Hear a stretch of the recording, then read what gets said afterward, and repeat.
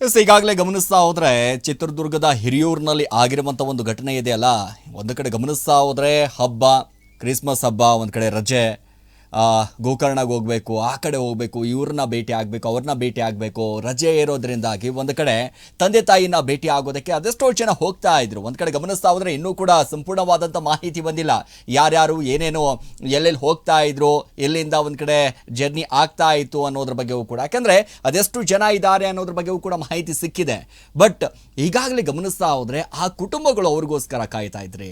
ನೋಡಿ, ರಾತ್ರೋರಾತ್ರಿ ಈ ರೀತಿ ಆದಂಥ ಘಟನೆ ಇಡೀ ಒಂದು ಕಡೆ ಗಮನಿಸ್ತಾ ಹೋದರೆ ಅದೆಷ್ಟೋ ಈ ಲಾರಿ ಡ್ರೈವರ್ಸ್ಗಳಾಗಿರ್ಬೋದು, ಬಸ್ ಚಾಲಕರಾಗಿರ್ಬೋದು, ಅದ್ರ ಜೊತೆಗೆ ಭಾಳಷ್ಟು ನಿರ್ಲಕ್ಷ್ಯ ರೀತಿಯಾಗಿ ಸೊ ಮೊನ್ನೆ ತಾನೇ ಕೂಡ ಈ ತೆಲಂಗಾಣ ಭಾಗದಲ್ಲಿ ಆಗಿರ್ಬೋದು, ಅದ್ರ ಜೊತೆಗೆ ಹೈದರಾಬಾದ್ಗೆ ಹೋಗುವಂಥ ಬಸ್ ಆಗಿರ್ಬೋದು, ಸಾಕಷ್ಟು ಈ ವರ್ಷ ಅಂತರೂ ಬಸ್ಸಿನಲ್ಲಿ ಧಗನೆ ಹೊತ್ತಿ ಉರಿತಾ ಇದೆ.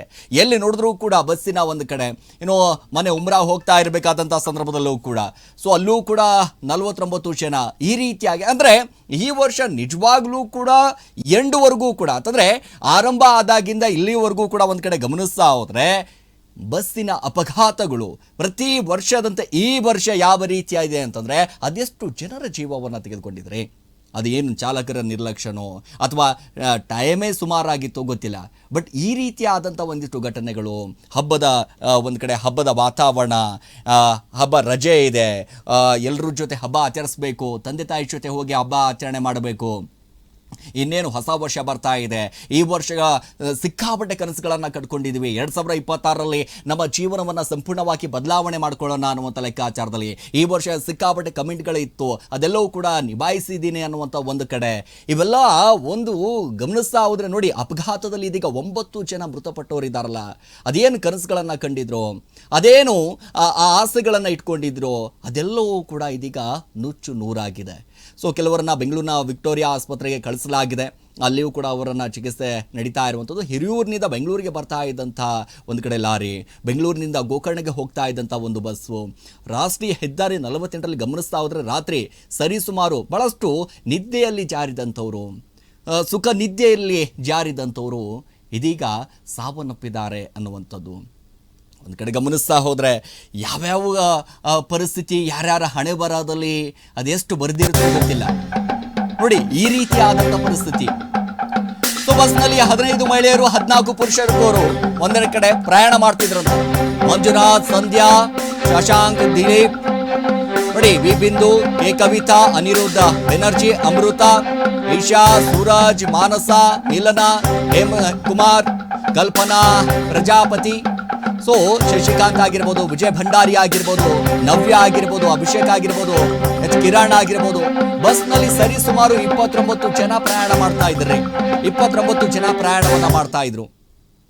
ನೋಡಿ, ಅದರಲ್ಲೂ ಕೂಡ ಗಮನಿಸ್ತಾ ಹೋದರೆ ಈ ಗಗನ ಆಗಿರ್ಬೋದು, ರಶ್ಮಿ ಆಗಿರ್ಬೋದು, ರಕ್ಷಿತಾ ಆಗಿರ್ಬೋದು, ಇವರು ಬದುಕುಳಿದಿರುವಂಥದ್ದು, ಅದರ ಜೊತೆಗೆ ಎಂಥ ಅದೃಷ್ಟ, ಇವರ ಎಂಥ ಹಣೆ ಬರ ಅಂತಂದರೆ ನಿಜವಾಗ್ಲೂ ಕೂಡ ಈ ಸಾವನ್ನು ಗೆದ್ದು ಬಂದಂಥ ಯುವತಿಯರೇ ಅಂತಾನೆ ಹೇಳ್ಬೋದು.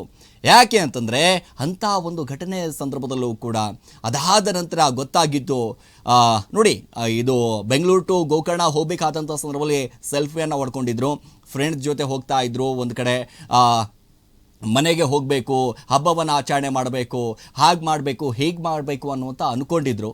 ಸೊ ಅಷ್ಟೊಟ್ಟಿಗೆ ಹೀಗೆಲ್ಲವೂ ಕೂಡ ಒಂದಿಷ್ಟು ಘಟನೆಗಳು ಆಗಿರುವಂಥದ್ದು ನಿಜವಾಗ್ಲೂ ಕೂಡ ಗಮನಿಸ್ತಾ ಹೋದರೆ ಸರಿ ಸುಮಾರು ಈ ಬಸ್ನಲ್ಲಿ 15 ಮಹಿಳೆಯರು 14 ಪುರುಷರಿದ್ದರು ಅನ್ನುವಂಥ ಮಾಹಿತಿ.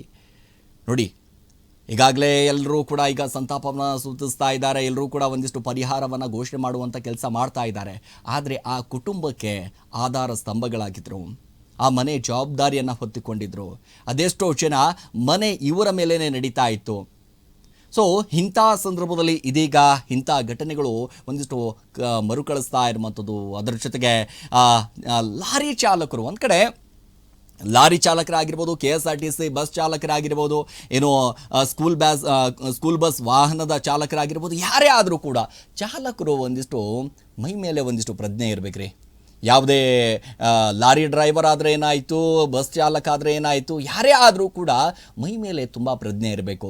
ಯಾಕೆ ಅಂತಂದರೆ ನಿಮ್ಮನ್ನು ನಂಬಿಕೊಂಡು ನಾವು ಬಸ್ಸಲ್ಲಿ ಕೂತ್ಕೊಂಡಿರ್ತೀವಿ, ಇಡೀ ನಮ್ಮ ಪ್ರಾಣವನ್ನು ನಾವು ಎಲ್ಲವೂ ಕೂಡ ನಿಮ್ಮನ್ನು ಅರ್ಪಿಸಿ ನಾವು ಆರಾಮಾಗಿ ನಮ್ಮನ್ನು ಮಲ್ಕೊಂಡಿರ್ತೀವಿ. ಹೌದಪ್ಪ, ಬೆಳಗಾದರೆ ಸಾಕು ನಮ್ಮನ್ನು ಊರಿಗೆ ಹೋಗಿ ತಲುಪಿಸ್ತಾರೆ ಅನ್ನುವಂಥ ಒಂದು ನಂಬಿಕೆ, ಆ ನಂಬಿಕೆ ಮೇಲೆ ನಾವು ಮಲ್ಕೊಂಡಿರ್ತೀವಿ. ನೋಡಿ, ಈ ರೀತಿಯಾದಂಥ ಘಟನೆಗಳು ಬಸ್ ಚಾಲಕರ ಒಂದಿಷ್ಟು ನಿರ್ಲಕ್ಷ್ಯಗಳಿದೆ ಅಲ್ಲ ಇತ್ತೀಚೆಗೆ.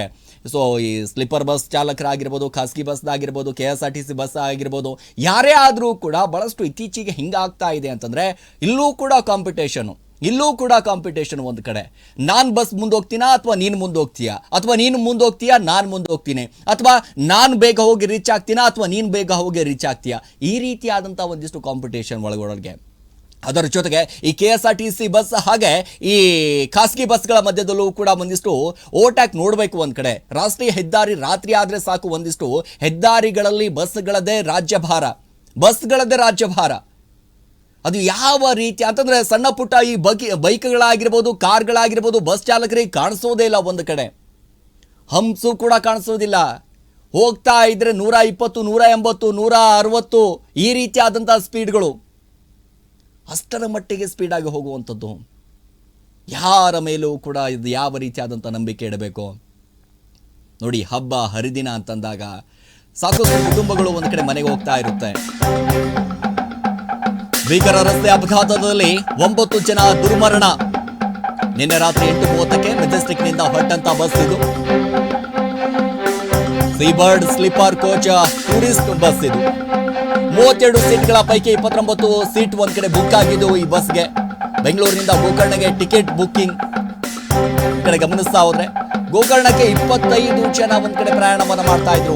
ಗೋಕರ್ಣ ಹೋಗಬೇಕು, ಕುಮಟಾಗೆ 2, ಶಿವಮೊಗ್ಗಕ್ಕೆ 2 ಪ್ರಯಾಣವನ್ನ ಬಳಸ್ತಾ ಇದ್ರಂತೆ. ಒಟ್ಟು 29 ಜನ ಬಸ್ನಲ್ಲಿ ಪ್ರಯಾಣವನ್ನ ಮಾಡ್ತಾ ಇದ್ರು. ನೋಡಿ, ಸಹಜವಾಗಿ ಗಮನಿಸ್ತಾ ಹೋದ್ರೆ ಸಜೀವ ದಹನವಾದವರಲ್ಲಿ ಗೋಕರ್ಣದವರೇ ಹೆಚ್ಚು ಅನ್ನುವಂಥದ್ದು. ಏನು 25 ಜನ ಗೋಕರ್ಣಕ್ಕೆ ಹೋಗ್ತಾ ಇದ್ರಲ್ಲ, ಆ 25 ಜನರಲ್ಲಿ ಇದೀಗ ಆ 5 ಜನ ಅನ್ನುವಂಥ ಒಂದಿಷ್ಟು ಮಾಹಿತಿ. ಒಟ್ಟೆ 29 ಜನ ಹೋಗ್ತಾ ಇದ್ರು. ಶಿವಮೊಗ್ಗ ಆಗಿರ್ಬೋದು, ಗೋಕರ್ಣ ಆಗಿರ್ಬೋದು, ಈ ರೀತಿಯಾದಂಥ ಅಂದರೆ ಗೋಕರ್ಣಕ್ಕೆ ಹೋಗಿ ತಂದೆ ತಾಯಿ ಜೊತೆ ಒಂದಿಷ್ಟು ಹಬ್ಬ ಆಚರಣೆ ಮಾಡಬೇಕು, ಅದರ ಜೊತೆಗೆ ಬೇರೆ ಬೇರೆ ಕೆಲಸಗಳ ನಿಮಿತ್ತಾಗಿ ಹೋಗ್ತಾ ಇದ್ರು, ಸಂಬಂಧಿಕರ ಮನೆಗೆ ಹೋಗ್ತಾ ಇದ್ರು, ಅಥವಾ ಅಪ್ಪ ಅಮ್ಮನ್ನ ಯಾರೋ ಭೇಟಿ ಆಗೋಕೆ ಹೋಗ್ತಾ ಇದ್ರು, ಅಥವಾ ಯಾವುದೋ ಒಂದು ಕಾರ್ಯಕ್ರಮಗಳಿಗೆ ಹೋಗ್ತಾ ಇದ್ರು. ಆದರೆ ಅದೆಲ್ಲವೂ ಕೂಡ ಇದೀಗ ಆ ಬಸ್ಸಿನಲ್ಲಿ ಸುಟ್ಟು ಭಸ್ಮ ಆಗಿರುವಂಥದ್ದು. ನೋಡಿ, ಈ ಖಾಸಗಿ ಬಸ್ಗಳ ಬಗ್ಗೆ ಆವಾಗ ತಾನು ಹೇಳ್ತಾ ಇದೆ, ನಿಜವಾಗ್ಲೂ ಕೂಡ ಒಂದು ರೀತಿಯಾಗಿ ಕೋಪ ಆಗಿದೆ. ಈ ಚಾಲಕರ ನಿರ್ಲಕ್ಷ್ಯಗಳು ನಿಜವಾಗ್ಲೂ ಕೂಡ ಯಾವ ರೀತಿಯಾಗಿ ಪ್ರಾಣವನ್ನು ತೆಗೆದುಕೊಳ್ಳುತ್ತೆ ಅನ್ನೋದಕ್ಕೆ ಇದು ಕೇವಲ ಒಂದು ಉದಾಹರಣೆ ಅಲ್ಲ, ಸಾಕಷ್ಟು ಇದೆ. ಈ ವರ್ಷಗಳಲ್ಲಿ ಅದೆಷ್ಟೋ ಉದಾಹರಣೆಗಳಿದ್ದಾವೆ. ಬಸ್ಗಳ ಸಾಲು ಸಾಲು ದುರಂತಗಳು. ಬಸ್ನಲ್ಲೇ ಒಂದು ಕಡೆ ಸಜೀವ ದಹನ ಆಗಿರುವಂಥದ್ದು, ಒಂದು ಕಡೆ ಹಿಸ್ಟರಿನೇ ಓಪನ್ ಆಗುತ್ತೆ ಈ ವರ್ಷ. 2025ರಲ್ಲಿ ಅತಿ ಹೆಚ್ಚಾಗಿ ಏನಾದರೂ ಬಸ್ನಲ್ಲಿ ಹೋಗ್ತೀವಿ ಅಂತಂದರೆ ಒಂದಿಷ್ಟು ಭಯ ಬರುವಂಥ ಪರಿಸ್ಥಿತಿ ನಿರ್ಮಾಣ ಆಗಿದೆ. ಬಸ್ನಲ್ಲಿ ಹೋಗಬೇಕಾ ಬೇಡವಾ ಅನ್ನುವಂಥ ಪರಿಸ್ಥಿತಿ. ಅಯ್ಯೋ ಏನಾಗೋಗ್ಬಿಡುತ್ತೋ ಏನು ಕತೆನೋ, ಅಥವಾ ಡ್ರೈವರ್ ಸರಿಯಾಗಿ ಓಡಿಸ್ತಿದ್ರು ಕೂಡ ಬೇರೆಯವನು ಯಾವನಾದರೂ ಬಂದು ಹಾಕಿಬಿಡ್ತಾನೋ ಏನು ಕತೆನೋ, ಅಥವಾ ಲಾರಿಯವನು ಯಾವನಾದರೂ ತಂದಿಡ್ತಾನೋ ಏನು ಕತೆನೋ. ಸೊ ನಾವು ಕೂಡ ಸರಿಯಾಗಿ ಹೋಗ್ತಾ ಇದ್ರೂ ಕೂಡ ಬೇರೆಯವರು ಸರಿಯಾಗಿ ಬರ್ತಾರಾ ಅನ್ನುವಂಥದ್ದು ಏನು ಗ್ಯಾರಂಟಿ ಇದೆ? ಸೊ ನಾವು ಒಂದು ಕಡೆ ನಾವು ಹೌದಪ್ಪ ಒಂದು ರೂಟ್ ಆಗಿ ನಾವು ಕರೆಕ್ಟಾಗಿ ಹೋಗ್ತಾ ಇದ್ದೀವಿ, ಈ ಅಪೋಸಿಟ್ ಬರೋನು ಕರೆಕ್ಟಾಗಿರ್ಬೇಕಲ್ಲ. ಈ ರೀತಿಯಾದಂಥದ್ದು ಯಾರ ಮೇಲೆ ಒಂದಿಷ್ಟು ನಂಬಿಕೆ ಇಡಬೇಕು, ಯಾರ ಮೇಲೆ ಭರವಸೆ ಇಡಬೇಕು, ಎಲ್ಲೂ ಕೂಡ ಕಾಣಿಸ್ತಾ ಇಲ್ಲ ಈಗ. ಅದಕ್ಕಾಗಿ ಹೇಳೋದು, ಬಸ್ಸಿನ ಚಾಲಕರು ಒಂದಿಷ್ಟು ಮೈ ಮೇಲೆ ಒಂದಿಷ್ಟು ಪ್ರಜ್ಞೆ ಇಟ್ಕೊಂಡು ಗಾಡಿಯನ್ನು ಕರೆಕ್ಟಾಗಿ ಓಡಿಸಿದ್ರೆ ಇದೀಗ 9 ಜನ 10 ಜನ ಈ ರೀತಿಯಾಗಿ ಸಾವನ್ನಪ್ತಾ ಇರಲಿಲ್ಲ, ಅದೆಷ್ಟೋ ಗಾಯಗಳಾಗ್ತಾ ಇರಲಿಲ್ಲ, ಬಂದ್ಬಿಟ್ಟು ಇಲ್ಲಿ ವಿಕ್ಟೋರಿಯಾ ಆಸ್ಪತ್ರೆಗೆ ಚಿಕಿತ್ಸೆಯನ್ನು ಪಡಿತಾ ಇರಲಿಲ್ಲ. ಇವತ್ತು ಸರಿಸುಮಾರು ಇವತ್ತು ಬೆಳಗ್ಗೆ ಹೋಗಿಬಿಟ್ಟು ಏನಾದರೂ ಅವರ ಸ್ಥಳಕ್ಕೆ ಅವರು ತಲುಪಿದರೆ ಅವರ ಕುಟುಂಬಗಳ ಜೊತೆ ಆನಂದವಾಗಿರ್ತಿದ್ರು, ಖುಷಿಯಾಗಿರ್ತಿದ್ರು, ಅವರ ಸಂಭ್ರಮವನ್ನು ಹಂಚ್ಕೊಳ್ತಾ ಇದ್ರು, ಬಹಳ ಅದ್ಭುತವಾಗಿ ಕ್ರಿಸ್ಮಸ್ ಹಬ್ಬವನ್ನು ಆಚರಣೆ ಮಾಡ್ತಾ ಇದ್ರು. ಆದರೆ ಇದೀಗ ಆ ಮನೆಗಳಲ್ಲಿ ಇದೀಗ ಸ್ಮಶಾನ ಮೌನ ನಿಜವಾಗ್ಲೂ ಕೂಡ. ನೋಡಿ ಯಾವ ರೀತಿಯಾಗಿ ದಗ ದಗ ದಗ ದಗ ದಗ ಹೊತ್ತಿ ಉರಿತಾ ಇದೆ. ನೋಡಿ, ಕುಮಟಾಗಿ 2 ಹೋಗ್ತಾ ಇದ್ರಂತೆ, ಶಿವಮೊಗ್ಗಕ್ಕೆ 2 ಹೋಗ್ತಾ ಇದ್ರಂತೆ. ಒಟ್ಟು 29 ಜನ ಪ್ರಯಾಣಿಸ್ತಿದ್ದಂಥ ಬಸ್ ಕಣ್ರಿ ಅದು. 29 ಜನ ಸಜೀವ ದಹನ ಆಗಿರುವಂಥದ್ದು ಗೋಕರ್ಣದವರೇ ಅನ್ನುವಂಥದ್ದು. ಈ ರೀತಿಯಾದಂಥ ಒಂದು ನಂಬಿಕೆ, ಯಾರ ಮೇಲೆ ನಂಬಿಕೆ ಇಡಬೇಕು? ಆ ಪ್ರತ್ಯಕ್ಷ ಕಂಡೋರು ಕೂಡ ಹೇಳ್ತಾ ಇದ್ರೆ ನಿಜವಾಗ್ಲೂ ಕೂಡ ಮೈಯೆಲ್ಲ ಜುಮ್ಮಂದು ಬಿಡುತ್ತೆ. ಅದು ಯಾವ ರೀತಿಯಾಗಿ ಆಯಿತು, ಏನು ಕತೆ? ಮಧ್ಯರಾತ್ರಿ ಒಂದು ಕಡೆ ನೋಡಿ, ರಾಷ್ಟ್ರೀಯ ಹೆದ್ದಾರಿಯಲ್ಲಿ ಯಾವ ರೀತಿಯಾದಂಥ ಪರಿಸ್ಥಿತಿ, ಇಡೀ ಹೆದ್ದಾರಿನೇ ಬ್ಲಾಕ್ ಆಗೋಗ್ಬಿಟ್ಟಿದೆ. ಇಡೀ ಹೆದ್ದಾರಿನೇ ಬ್ಲಾಕ್ ಆಗಿರುವಂಥದ್ದು ಅಲ್ಲಿ. ಆ ರೀತಿಯಾಗಿ ಯಾವುದೋ ಒಂದು ದೊಡ್ಡ ಬಾಂಬ್ ಸ್ಫೋಟ ಆದಂಗೆ ಆಗಿದೆ. ಅಷ್ಟರ ಮಟ್ಟಿಗೆ ಹೊತ್ತಿ ಉರಿತಾ ಇರುವಂಥದ್ದು ಅಲ್ಲಿ. ಯಾರ್ರೀ ಇದಕ್ಕೆಲ್ಲ ಸಾವಿಗೆ ಕಾರಣ? ಆ ಸಾವುಗಳಿಗೆ ಯಾರ್ರೀ ಹೊಣೆಗಾರರು? ಹಾಗಾದ್ರೆ ಯಾರು ಹೊಣೆಗಾರರಾಗ್ತಾರೆ? ಇವಾಗ CM ಆಗಿರ್ಬೋದು, ಪ್ರಧಾನಿ ನರೇಂದ್ರ ಮೋದಿ ಅವರಾಗಿರ್ಬೋದು, ಎಲ್ಲರೂ ಕೂಡ ಪರಿಹಾರ ಕೊಟ್ಬಿಡ್ತಾರೆ, ಆಗೋಯ್ತು. ಅವರ ಜೀವನಕ್ಕೆ 1 ಲಕ್ಷನೋ 2 ಲಕ್ಷನೋ 5 ಲಕ್ಷನೋ 50,000ನೋ ಎಲ್ಲವೂ ಕೂಡ ಸರಿ ಹೋಗ್ಬಿಡುತ್ತಾ? ಯಾರ್ರೀ ಕೊಡ್ತಾರೆ ಆ ಪ್ರಾಣಕ್ಕೆ? ಆ ಮನೆಗೆ ಆಧಾರ ಸ್ತಂಭ ಆಗಿರುವಂಥವ್ರನ್ನ ಯಾರು ತಂದು ಕೊಡ್ತಾರೆ?